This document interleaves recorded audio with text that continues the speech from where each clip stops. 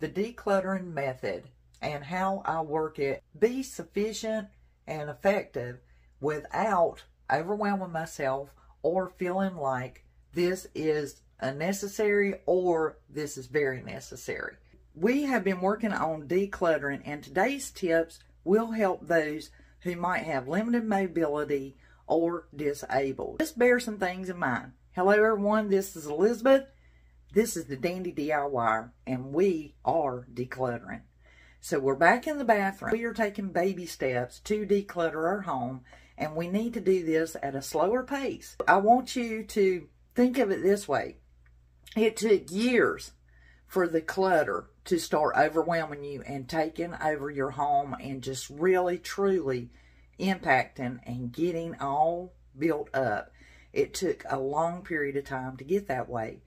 However, the great thing about reversal is it goes slower. When you back up a car in reverse, you go slow. You don't go 55 miles an hour. You're cautious, you're watching behind you, and decluttering works the very same way. When we're going forward, we're just moving, we're packing it in. But when we start reversing that order and going backwards, we go slow.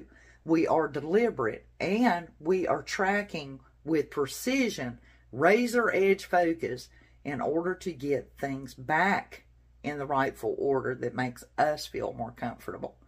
When you are disabled or limited mobility, you need to be able to do this so that it's not harming you or preventing you from having a good day. You're a little more energetic that day and you just feel up to it. That's the time to approach. The second thing is give yourself a time limit. Go in there with the idea of this is only going to take me 5, 10, 15 minutes and work in those incremented times. I am a person who runs her own business. I could possibly get interrupted by a phone call or a customer coming by the actual physical shop. And that is in the back of my mind. I know that I might get interrupted. In this period of time, I also take care of my in-laws. My mother-in-law needs my help. I have to dash up there very quick, so I've got to drop everything and go. Also, we have gardening coming in, so it's canning season. I have food that's got to be put up. Then I've got to get that done because the garden doesn't wait on you. You wait on the garden. So I am working under these circumstances. And I also know that I need to get it done before the family comes home from work. Of course, there's a lot of people in the house, so you're going to be stopped. You can't get anything done. There's too much traffic and too much else going on and other problems you've got to solve. These are times when you can take advantage of it, when you have these little increments of time. Working during the pause, as I spoke about before.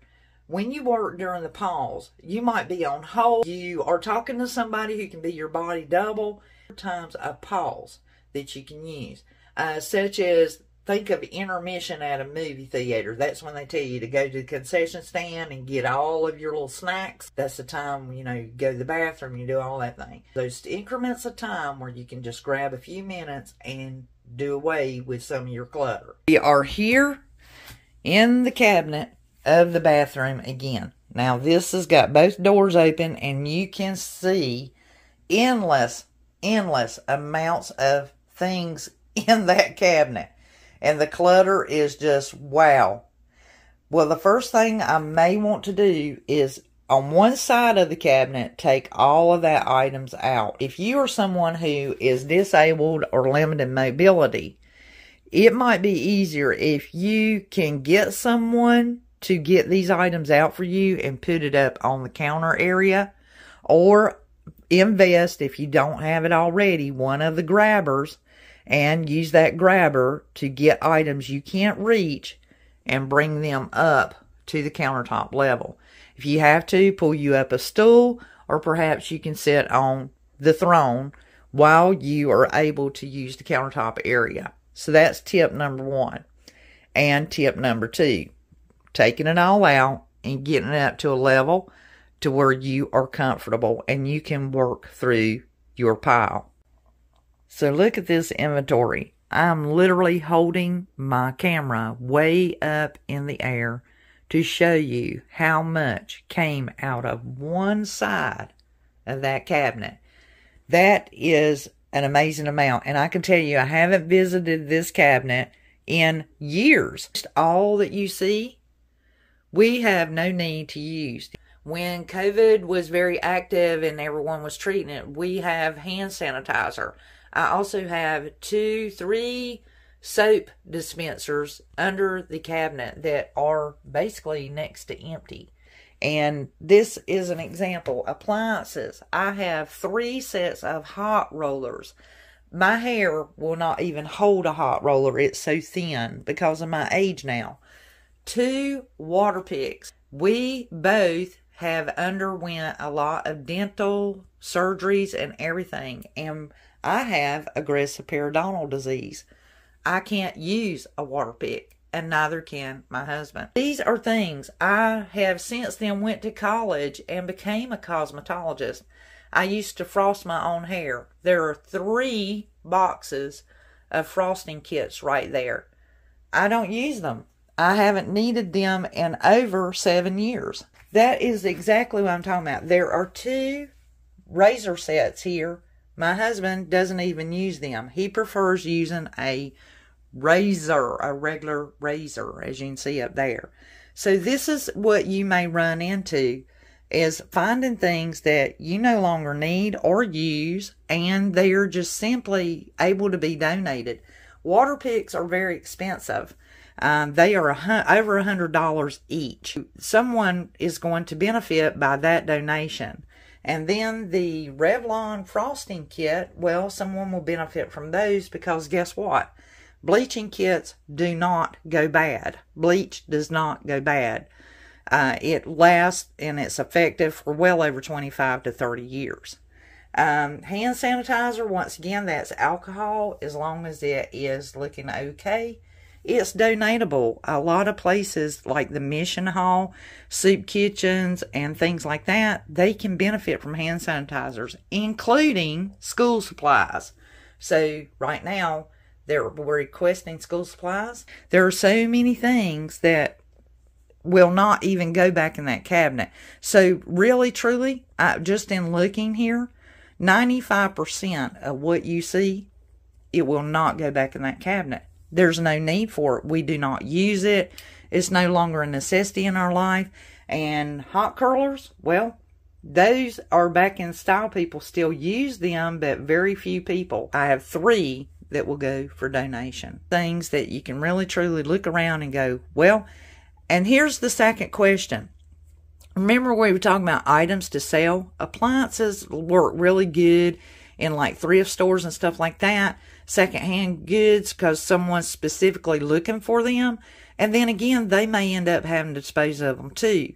However, when you're doing yard sales and things like that, if you're trying to sell and recoup back the money you spent on something like that, that's where you have to draw that line and go, okay, is it worth it for me to use up my time and energy in order to sell these items, or would it be better for me to donate them? And you just have to ask yourself that question. And you may have someone in your family that could benefit from these items. Third thing, have you a cleaning cloth? You want to clean these items up, wipe the dust off of them, and look them over, make sure they have all of their parts, everything is working, and put them in a nice box and or package to where you can donate them, and when they look at them, they know this is a good working appliance and that they don't have to do anything to it. They can put it on the shelf and put it to use. Also bear in mind, there are families who are homeless or displaced. They could have lost everything they owned in a fire, a flood, or lost their job, and they no longer have a place to live, and they're trying to get permanent housing. So once they get them set up, they provide them with everything that they can, and that person is probably going to give them a list, because they're going to ask them, what are some things that you need, you could use, you're looking for, and they will make this list out. And as that's coming into their facility, they can easily set that aside and have it labeled for that individual and or family. Don't underestimate or discount your treasures and the items that used to be a very, very big value to you. for someone else. Because remember, another man's loss is another man's treasure gained. So you are giving up something to give to someone else, and let those people benefit from them. Don't even lessen what you have. Don't think that yours is of lesser value just because you no longer need it. You don't have to fill up the landfill with items that you no longer need if they are usable. It might be someone that's just like you out there needing exactly what you have, because we're all consumers and we all use things and we have a lot in common with each other. We all share similar interests, and usually the age group that uses these items, and so therefore, you know, someone who's in their 40s might still use hot rollers, for example, and a gentleman at 35 years old will use an electric razor. Where we have advanced about 20 years, so we're not using those things anymore. They're still good appliances because, well, they are name brand, they're of value. So just don't discount what your items are to be of a lesser value at a later date. They are another man's treasures, so that is for them to gain. I just want to put that tidbit in there because I think people get the wrong impression with what decluttering is all about. Decluttering is basically taking back ownership and replacing the space with things that you are using and that you need right now in your life. Now, you've allowed something else to house in that position. Now it's time for you to reclaim the position and use it for things that you are currently doing every day. That's something in your life that is necessary. And get rid of that clutter, get it out of your way, and make room for the new to come in for what you are using now that is probably sitting up on your countertop. You can't hardly move around. You are having to try and convince yourself, okay, let me go in there and try to get ready. You're in your bathroom. You need to be able to use your bathroom as you once did before without any trouble and without all this chaos and stress. So just don't discount the value of freeing up the space, getting rid of things you no longer use in order to put in place of it the things that you do use, and it will be so much easier for you if it's not congested. I have already pretty much eyeballed and assessed what I have. I already know pretty quick what I'm going to keep and what's going to go. So the next step here is to remove all items that I plan to donate, anything that needs to be thrown away and disposed of, and clean it all off and then put back those things that I am planning on keeping that do have use in my home. Now, in this portion of the video, we need to discuss things that do not go bad. Whenever you are decluttering your bathroom, you're going to find that majority of just about everything in your bathroom, with the exception of medication and prescription medications, don't go bad. They have a very, very long lifespan. For an example, acetone, this is something that you may or may not use if you do your fingernails or have acrylic nails.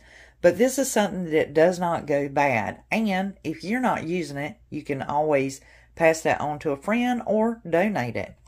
Shoe conditioner. If you have work shoes or someone who works on a farm or works out in construction, someone who is working, such as yourself or spouse, waterproofing and leather lotions, these are things that you want to keep around. Perhaps not in the bathroom. Maybe you have somewhere else that you store them. And they are designed to last for a long time.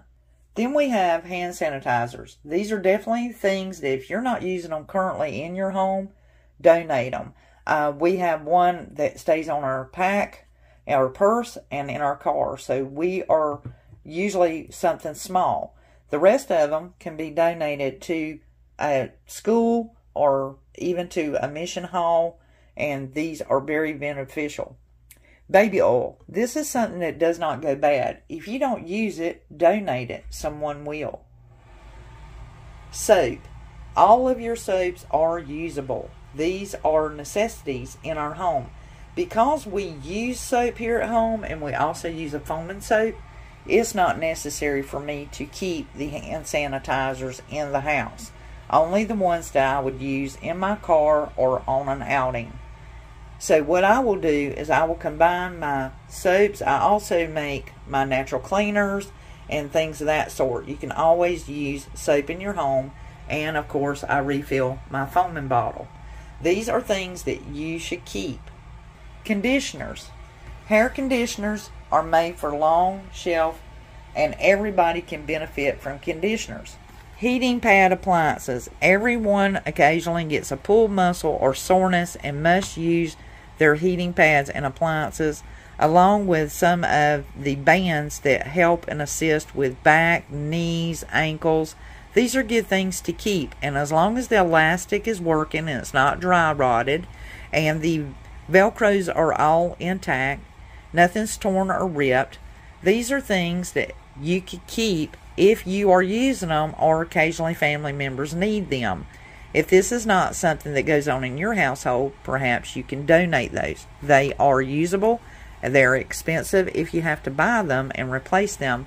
And even though you will only use them occasionally, this is an item that we need to keep around. Salts. Bath salts are always good. This could be for sore muscles, soaking feet, and assistance with circulation. So using your Epsom salts, those are not going to go bad. The shelf life is forever, and as long as they move around and have not gotten any moisture or hardened, they are usable and beneficial. So that's another item you definitely want to keep. So that's just an example of the 95% that's in my cabinet that I can keep majority of it or turn it over to someone else because it's not going to go bad. It's still usable. Those are just some things that you can take along on this decluttering journey and get your house back into order, and your space becomes yours again and is no longer being given up and taken over by unnecessary, unusable items that you no longer need that can serve someone else. I want to give you the results of what my cabinet looks like, and I want to clarify something. It did take me less than 15 minutes to clean up this cabinet, but because I cleaned the appliances and a few of the items that I'm donating, like the bottled hand sanitizers and stuff like that, I wanted to make sure there's no dust on it to show that they are clean, they are new. And I took the water picks and I wrapped those appliances up with some shrink wrap because they're clean, they're sanitized, and that is being used for the mouth. And I tightly wrapped those up. I put the instruction booklet with them and placed them in a box of their own to keep them sanitary. So that took me a little bit longer. Those are some things that I personally do because I'm donating this with the intentions that it will go to a home, to someone who needs it, or that it will be purchased in the missionary store. And if you do that, you will be so thanked by the volunteers. Remember, those volunteers are exactly that. They receive no wages, no money. They have dedicated their time and energy to go and sort through these items and put them out. And if you've already pre-sorted and put that stuff organizedly into a box, it saves them so much time and energy, and it can quickly be dispensed and sent to wherever it needs to go, whether it's the store or to a home, to individuals. So bear that in mind. How would you like to receive that item? How would you like to see it displayed? And take that extra time. Now, if you don't have that extra time and energy, I totally understand. Put it in a box. The volunteers will work it. But appliances that, to me, those are things that I want sanitary, and the less cleanup the person has to do. And if you happen to have the manual and the information, the instruction booklet, place it with it just as I have. Those are just some things that I personally do and I would recommend. So here's the results of that cabinet now. We are down to the things that we actually will use. The heating pads and any of the muscle things and tension and compression things, I have a basket those will go into that's on this side, and so I have temporarily placed those there. I have put my cleansers here because when I wipe up here in the bathroom, keep it sanitary. I have an aunt and a cousin who use this product. It will go to them so it can be safely kept in the cabinet until that point. The walls we are going to keep because this one is a straight wire. In case the battery goes out or our rechargeable one stops working, we have a backup. Of course, our flushable wipes we keep. The sanitizer, as I told you before, this is the kind that I like to use. No scent, plain hand sanitizer, and that is my refill. I told you before about your conditioners and your waterproofing for shoes and your salts. These are keepable items. I still do my nails, so I need my toner. And then, of course, the conditioner I spoke about for my hair. And here we are. I mean, you can literally put lots more in there and everything is seeable. You can literally open the cabinet and see every item in there and easily get it without knocking anything over.